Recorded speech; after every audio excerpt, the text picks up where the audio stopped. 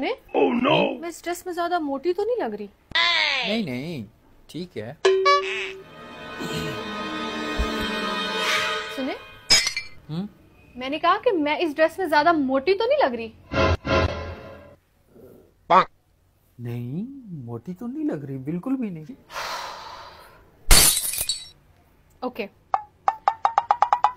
मैंने पूछा कि मैं इस ड्रेस में ज्यादा मोटी तो नहीं लग रही ना?